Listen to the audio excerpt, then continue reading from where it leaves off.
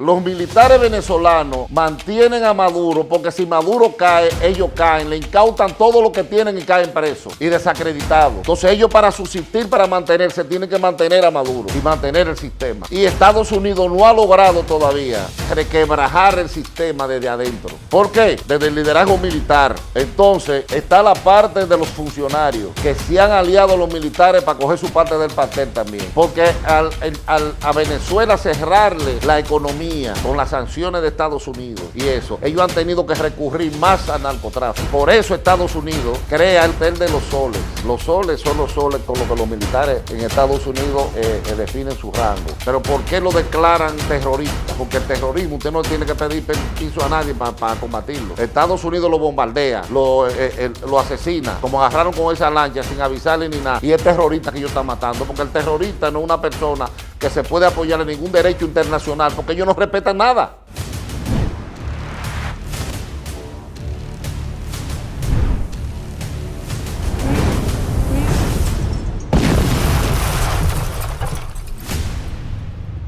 Saludos, queridos amigos, gracias por estar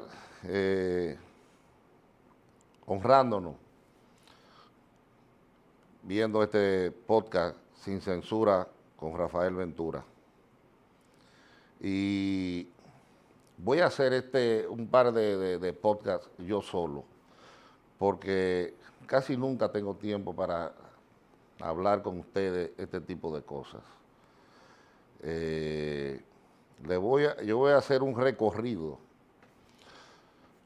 por los polvos del gobierno venezolano que han traído estos lodos. Y después voy a hacer un programa del gobierno dominicano, así mismo recorriéndolo, para refrescarle la memoria a mucha gente que sufre de amnesia selectiva. El gobierno de Venezuela, cuando el COPEI, Acción Democrática, todos esos gobiernos de derecha, se creó una gran mafia de corrupción, ciertamente, que desencantaron al pueblo, porque el pueblo veía que mucha gente se beneficiaba de sus riquezas. PDVSA andaban esos directivos en aviones privados con tarjetas de crédito ilimitadas, queridas, penthouse, unos sueldos astronómicos, y el pueblo sentía que estaban dilapidando sus recursos.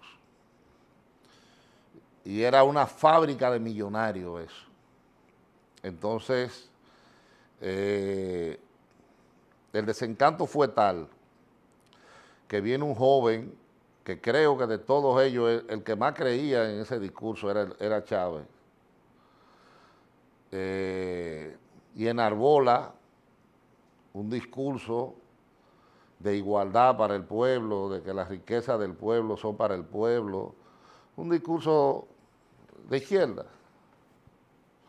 que logra el pueblo, más que ver cómo ellos estaban en ese momento, lo que estaban viendo era cómo estaban los otros con los recursos de ellos.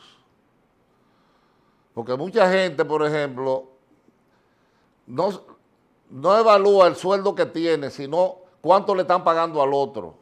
Y eso le genera un desencanto por lo que está ganando el otro, no por lo que ellos tienen. Y lo llevan incluso al punto de ellos renunciar del trabajo. Fíjense, tomando el riesgo de que no puedan conseguir un trabajo como ese que ellos tenían, o de conseguir uno con un sueldo más bajo. Entonces, Chávez, bueno, caló con su discurso y se instala en Venezuela un gobierno de izquierda ¿Cuál es el problema de los sistemas? Los sistemas todos son perfectos y son bien en lo teórico. El problema es quién lo lleva a la práctica. El hombre, lleno de debilidades, de mezquindades, de la propia naturaleza del ser humano.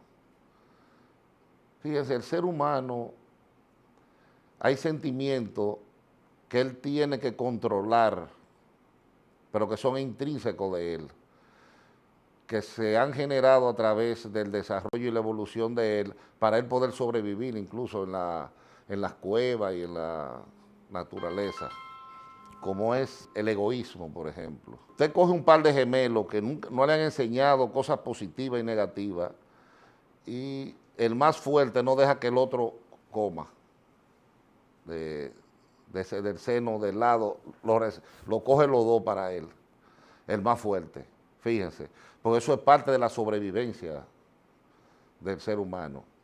Entonces, así mismo, cuando el ser humano reparte, trata de quedarse con la mayor parte. Y cuando se instala un sistema, los que están arriba gobernando, no es verdad que están igual que los de abajo. Entonces, esa naturaleza del ser humano, que lo ayuda a sobrevivir en la naturaleza, pero en un sistema moderno como este, para el que el ser humano no está diseñado, el ser humano, a través de su conocimiento, a través de la creencia en un ser superior, y a través de una serie de cosas, tiene que coger y luchar contra su propia naturaleza. ¿Qué pasa con Chávez?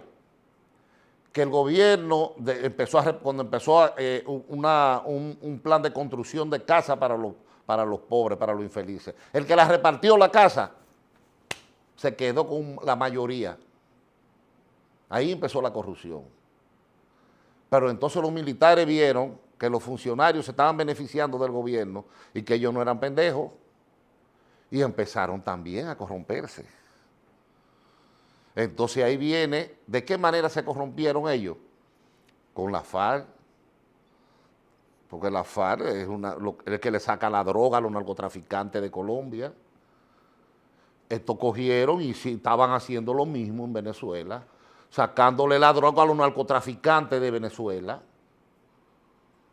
y beneficiándose, y todo el mundo beneficiándose. Y al final, cuando Chávez, que era el que más creía en lo que él decía,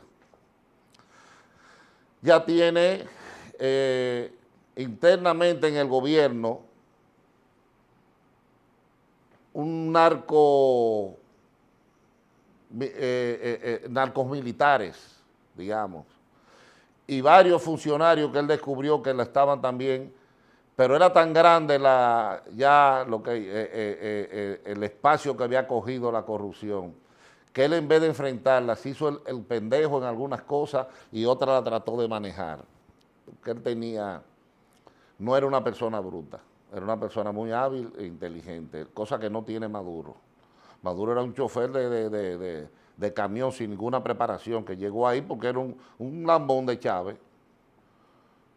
Y siempre esos líderes buscan gente que no tenga muchas luces, para que no lo puedan sustituir en la historia, para que no puedan opacarlo, para que cuando ejerzan la grandeza de ellos se vea más. Y le puedo hacer mucho análisis en la historia de que los líderes a quienes escogieron fueron gente mediocre, para que no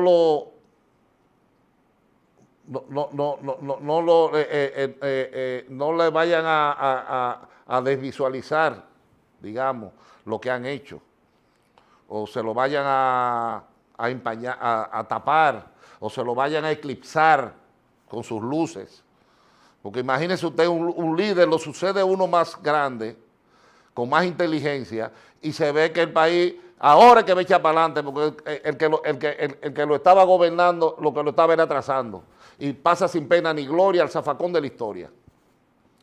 Siempre cogen gente, como cuando usted ve a esa muchachita bonita en los barrios, que siempre andan con un paquetico de amiguitas todas feas, para ella brillar por encima de las otras. Así hacen estos líderes, no son estúpidos. O búsquese a ver en el liderazgo nacional, ¿quién tiene líderes con más luces que él? Al lado. Al lado. Peña Gómez, ¿a quién tenía? Leonel Fernández, ¿a quién tenía? No sé si Luis lo podremos llamar líder, pero los líderes se cuidan de eso. El liderazgo es egoísta. Entonces, ¿qué pasa? Muere Chávez, de la forma que muere, las circunstancias, de todo, si el cáncer fue generado o no fue generado, eso no es lo que tenemos que discutir, sino lo sustituye, él escoge a Nicolás Maduro que lo sustituya. Y Nicolás Maduro, que sabe lo que está pasando en el gobierno, lo que hace es que fortalece más ese narcomilitarismo, porque a los sistemas los tumban los militares, no es más nadie, señores. Mientras los militares están unidos alrededor de un líder, nadie lo mueve, hasta que eso no se fragmenta internamente. Entonces, ¿qué pasa? Los militares venezolanos mantienen a Maduro, porque si Maduro cae, ellos caen, le incautan todo lo que tienen y caen presos y desacreditados. Entonces ellos, para subsistir, para mantenerse, tienen que mantener a Maduro y mantener el sistema. Y Estados Unidos no ha logrado todavía requebrajar el sistema desde adentro, desde el liderazgo. ¿Por qué? Desde el liderazgo militar.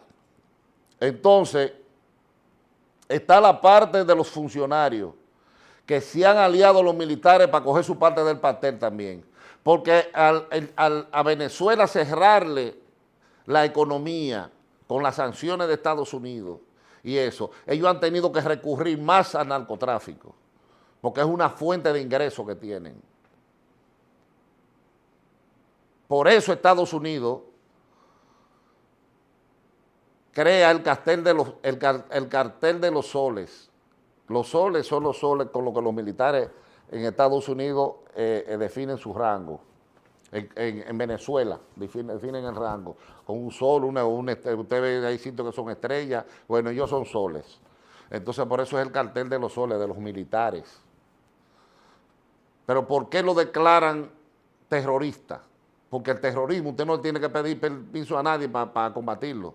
Estados Unidos lo bombardea, lo asesina, como agarraron con esa lancha sin avisarle ni nada, y es terrorista que ellos están matando, porque el terrorista no es una persona que se puede apoyar en ningún derecho internacional, porque ellos no respetan nada. Entonces, ¿cómo usted puede enfrentar a una gente que no respeta nada, usted respetándolo todo? No, sencillamente usted se está convirtiendo en aliado.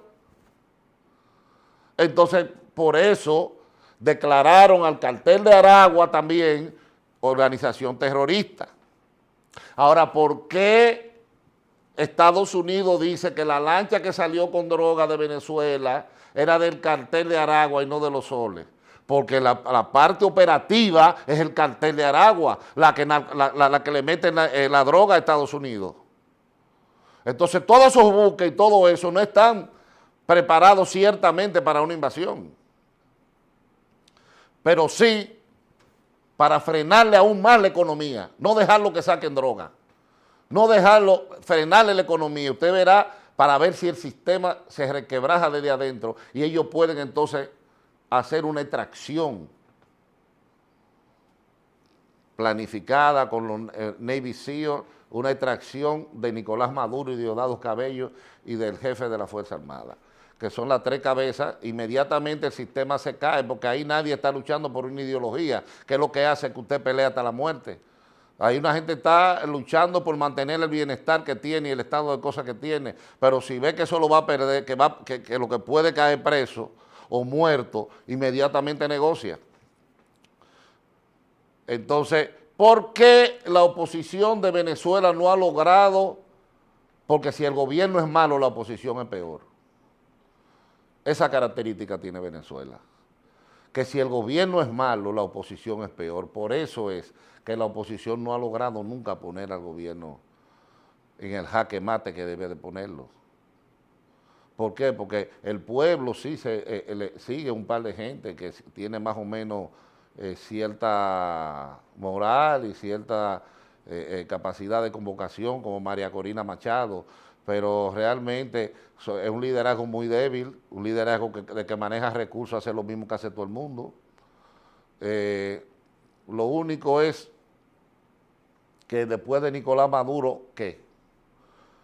Él va a retornar el capitalismo al que Venezuela está acostumbrado, que es un capitalismo sin ideología, sin ningún tipo de piedad hacia el pueblo, pero el capitalismo tiene la virtud de que aún en la injusticia, aún con todos sus errores, la corrupción y todo, la gente tiene la oportunidad de desarrollarse en él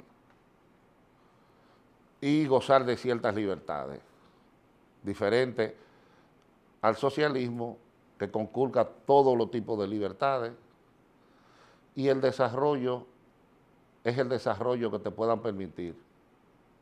La gente no tiene libertad de desarrollarse en la izquierda ni en el socialismo, sencillamente así. Entonces los dos sistemas son injustos los dos.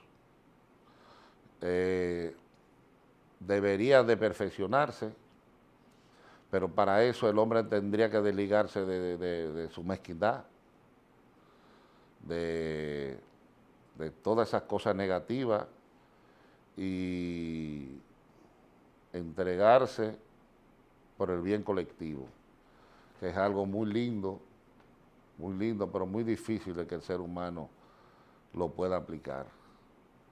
Entonces el capitalismo tiene la virtud de que a través de las cámaras legislativas se va sufriendo ciertas renovaciones a través de las leyes que se van emanando, y de que una persona tiene la oportunidad de salir de la extrema pobreza a hacerse un próspero empresario, cosa que no se ve ni en Nicaragua, ni en Cuba. Donde más se puede ver eso es en China, que no Mao Zedong, lo que le sucedieron, tuvieron la visión de fundir su socialismo, su comunismo, con lo mejor del capitalismo. Entonces tú tienes una oportunidad de crecimiento hasta donde el Estado te lo permite, pero muy por encima de lo que los otros gobiernos de izquierda lo permiten.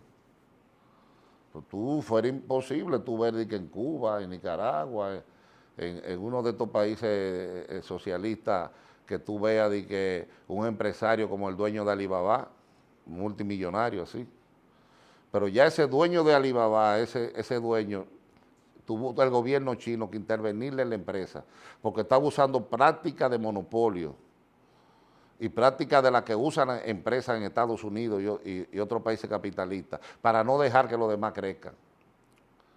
Comprando empresas pequeñas que estaban creciendo para no dejar que haya competencia, creándole competencia desleal, una serie de vainas que ya no dejaba.